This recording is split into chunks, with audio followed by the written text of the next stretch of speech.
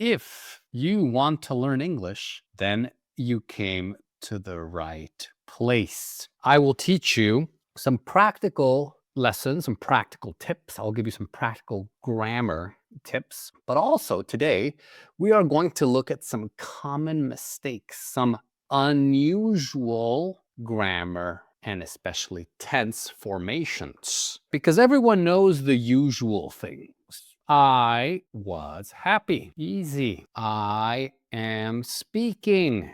Easy. But the more complicated things are a little bit harder to understand. Let's start with this quote. English is weird. Weird. It's bizarre. It's strange. It can be understood through tough, thorough thought, though. See, look at these words. The last 1, 2, 3, the last 4 lines. Through tough, thorough thought, though. If you look at these words, they look like the exact same word. You know, they all have O-U-G-H. So people say, oh, that's the same word. It's not.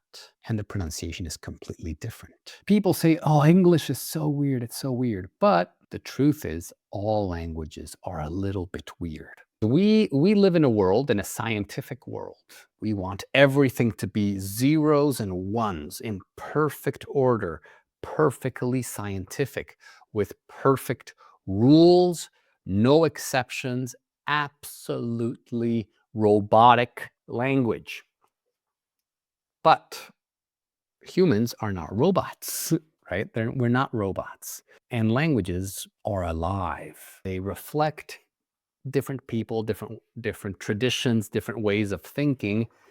And we are irregular beings. We are not robots. So people I want a perfect language with rules that can never be broken. A is always pronounced ah, right? The grammar is always exactly the same, but that doesn't exist. And today we are going to dive deep into this. Basic English is easy. The first levels are easy.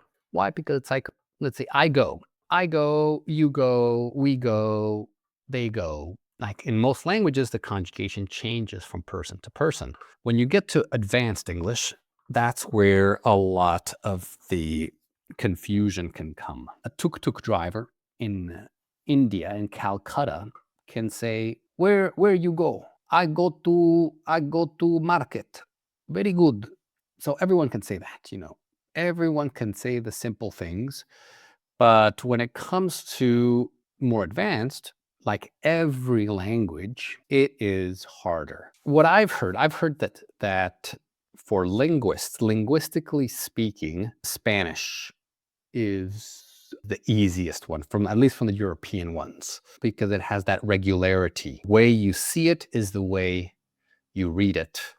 But of course, when it comes to advanced technical or literary levels, everything changes. And it can be different for different people. If you're Italian, Spanish is like so easy. You can almost learn it without studying it. You just go to Spain or go to Mexico or Latin America, and you just learn it living.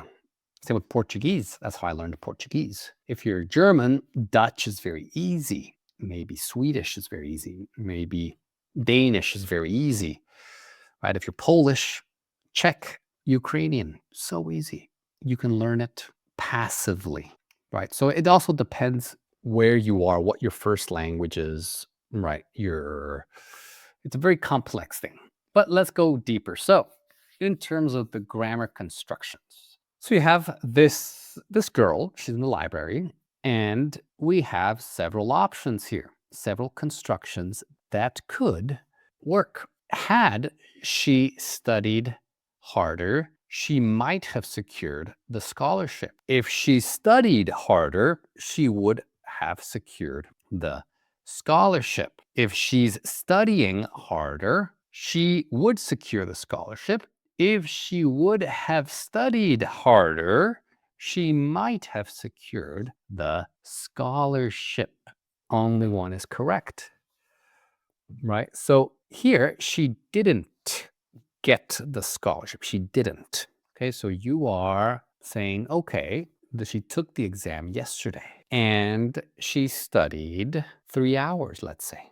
But she needed to study at least 10. Or maybe when she was in school, she studied for an hour. Every day after school, she went to the coffee shop and she studied for 1 hour. She thought it was okay. She thought it was enough, but she needed 3 hours after school every day.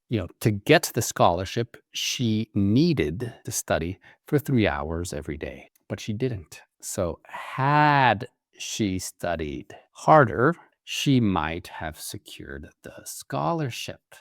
So this is called an inversion, right? And it's a conditional. And here it is the third conditional, guys. Third conditional. You are going to the past and hypothetically changing the past. You are imagining a different past. So it's the conditional, third conditional. If she had studied harder, she might have secured the scholarship. But it's an inversion. Instead of saying if she had studied harder, you say had she studied harder. So had she studied, it's still the conditional. It's the third conditional, but with an inversion.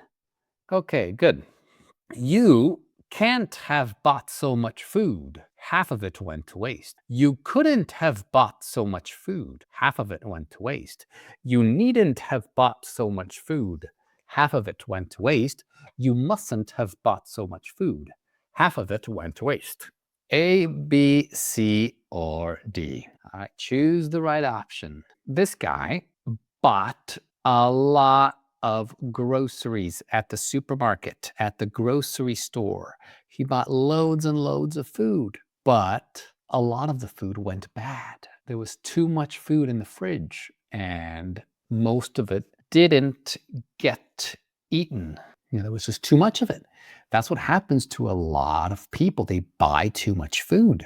They say, oh, I'm going to buy this, and I'm going to need this, and this fruit, and these veggies, and all this meat, and all of this stuff. And in the end, it just sits there. It sits there, sits there, sits there. Nobody eats it, and it goes to waste. So this one, the correct answer is C. You needn't have bought. Now, it is irregular, and it sounds a little bit too literary. Most people, wouldn't probably use this, right? So you're talking about the past. So you shouldn't have bought. That one is good. You shouldn't have, should not have bought. But, you can't have bought. No, you couldn't have bought. No, we're not talking about ability. You mustn't have bought. Well, we're not saying it's not an obligation, right? It's you didn't have to. You shouldn't have, or you need not have. So here we can use the need as the modal verb. You need not have bought. Basically, you didn't need to do it. You didn't need to buy so much food. You needn't have bought. You need not have bought so much food. So it can be confusing. I understand it. It is kind of literary. So it is a little bit too academic, but it's still correct. All right, next one. If he hadn't been here yet, he must have gotten stuck in traffic. If he hasn't been here yet, he must have gotten stuck in traffic. If he was not here yet, he must have gotten stuck in traffic. Or if he is not here yet, he must have gotten stuck in traffic. So remember, all of them have he. So C and D also have he there. Okay, so it doesn't say here, but they all have he. So we have this guy. He was supposed to arrive 2 minutes ago, right? So people are saying, well, what could have happened? You're saying, what is the problem that might have happened? What could have happened? And then someone says, well, if he is not here, so the correct one is D. If he is not here yet, and he is not here. If he's not, he must have gotten stuck in traffic.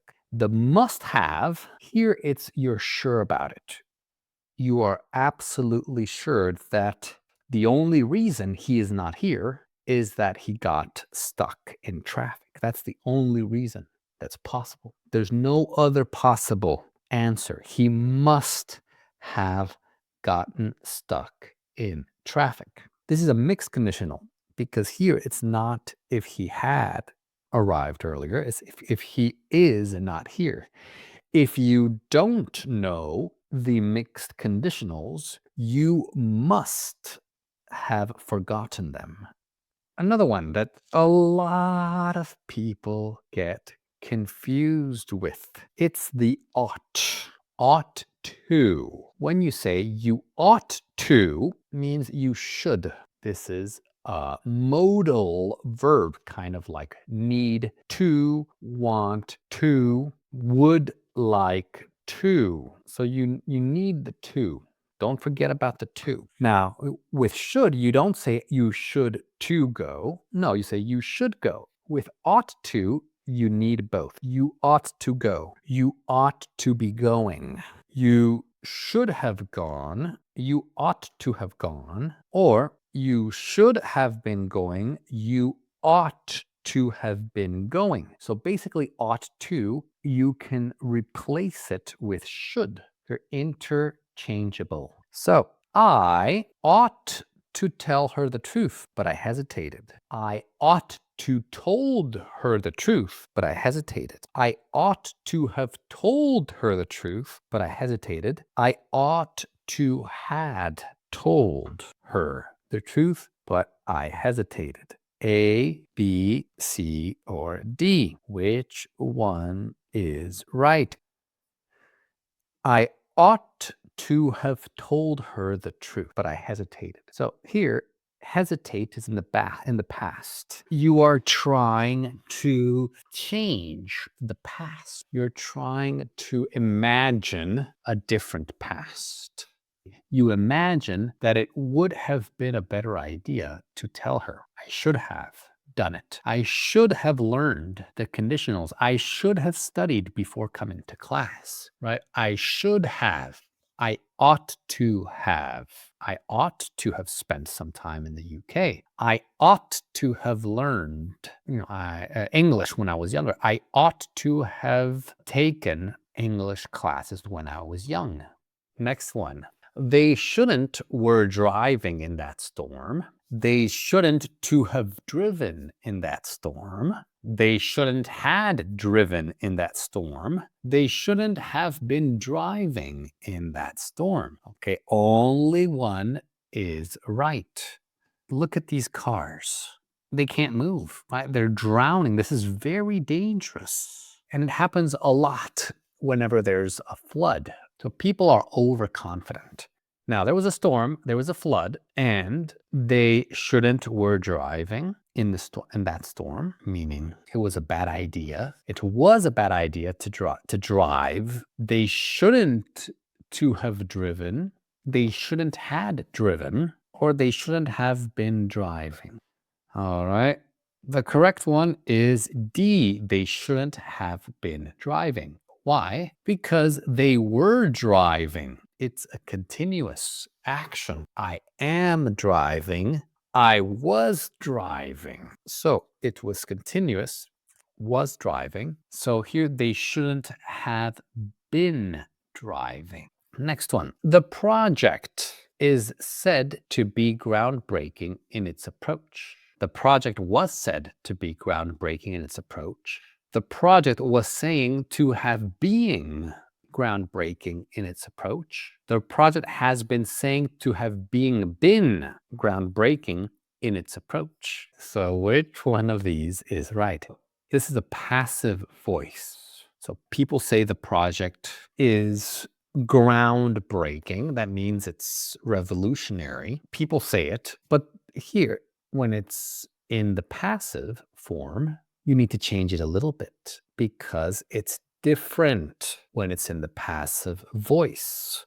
So here, what do we have? The project is said to be groundbreaking in its approach. People say it's groundbreaking.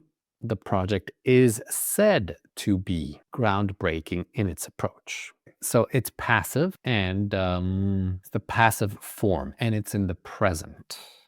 So here, he was thinking to have left the country last year. He was thought to have left the country last year. He was think to have left the country last year. He was thinks to have left the country last year. What does this mean? Well, people think he left the country last year. That's what people think, right? He's a fugitive. He left the country. People thought a year ago that he left. He escaped. People thought he escaped, but he didn't. He was thought to have left the country. This is a different form of the passive voice. He was thought to have left the country last year. The manuscript was believed to have been written in the 18th century. The manuscript has been believed to have been written in the 18th century. The manuscript is believed to have been written in the 18th century. The manuscript have been believed to have been written in the 18th century. Only one option is right. People believe that it was written in the 18th century, or the manuscript is believed. Very good, guys. Again, passive voice. So it's not active because people believe it. The manuscript, the book, doesn't believe because it's a book. Books don't believe, but people believe that a book was written in the 18th century. So new policies are expected to be implemented next month. Here, people expect it. So it's also in the passive voice. And here in these exercises, what we want is we want to keep the structure, but change the words. So you could say, new students are expected to join us this month. New laws are expected to be written soon. New shows are expected to come out on Netflix. Okay, next one. She had the documents sent to her office. This is causative. She had the documents sent to her office. Here you have the verb to have. She had the documents sent. I had my students write some sentences, meaning I asked my students to write some sentences. I had the money deposited to my account. You had your meal delivered to your house. So, were you to accept the offer, you would have a bright future. The same, it's an inversion of the conditional. If you accepted the offer, you would have a bright future. If it's the second conditional. If you had $1 million, you would buy a house. If you bought, you imagine that you are buying. So it's imaginary. It's the second conditional. So here we don't put the if, we just put the verb in the beginning. It's like the first sentence that I had in today's lesson. You put the verb first and then the subject. So it's an inversion. Were you? Next one. This is a very interesting one. It's crucial that she be informed immediately. It's important that she. So a lot of people get confused here because they say, well, why be? Well, because it's passive.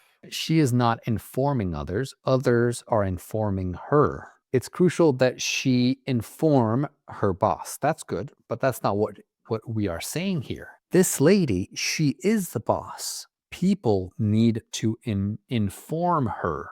She's the boss. So it's crucial that she be informed immediately. It's crucial that you study. It's crucial that you call your mom. It's crucial that your mom be called immediately. It's kind of a subjunctive mood. In English, we don't really have a subjunctive. I mean, we have the mood, it's just the verbs are the same. We don't have a different conjugation for the subjunctive, but it does have that feeling. It's crucial that she be informed immediately. Next one. Though tired, she continued working. So here we start with though. Many times we finish the sentence with though. I am not tired though. Someone says, hey, go to sleep. And you say, I'm not tired though. So though typically goes at the end, but here we're putting it at the beginning. So here it said she continued working even though she was tired. She continued working despite being tired. Though tired, she continued working. Okay, so everyone, great lesson. Very difficult. Don't worry if you made a lot of mistakes. The important thing is for you to learn. As always, bye-bye.